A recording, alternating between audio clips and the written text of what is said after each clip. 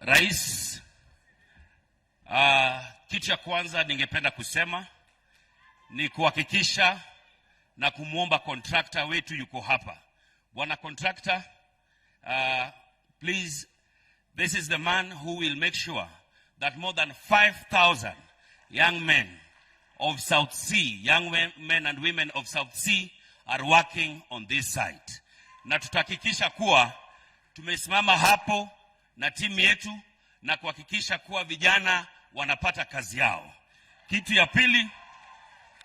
ya pili, kuna vijana hapa simu zao zinalia na Hustler Fund. Wametafuta sana wapeleke hiyo pesa wapi. Sasa kuna kazi ya mchanga hapa.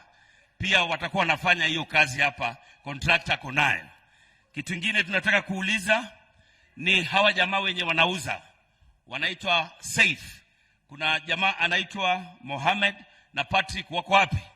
Hao ndio wanauza hapa. Tunakuomba uchukue wasichana wetu warembo hapa kama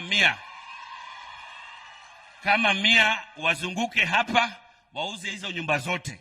Nasikia tayari mumeuza karibu nusu. Hizo zingine wachia wasichana wetu pia wauze jamani.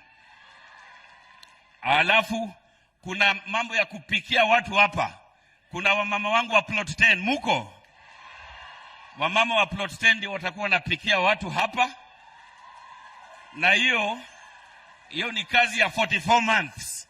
Hata kama unapata 1,000 kwa siku, si ni sawa?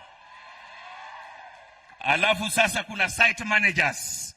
Yaani hii kazi yenye itakuwa hapa, kuna kazi zaidi ya 5,000.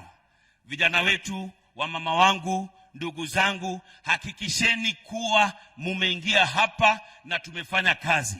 Kwa sababu Lang'ata sisi tumesema ni maendeleo peke yake. Si ndio? Watu wangapi wanasema ni maendeleo tu hapa ndani ya Lang'ata? Asante sana. Karibu sana Bwana Rais. Na tena nimeona rafiki yangu Korir pia yuko hapa na tunafanya naye kazi vizuri. Karibu sana ndugu yangu. Yeye tulishindana naye akakubali. Wengine pia wakubali kuwa mambo ya siasa iliisha.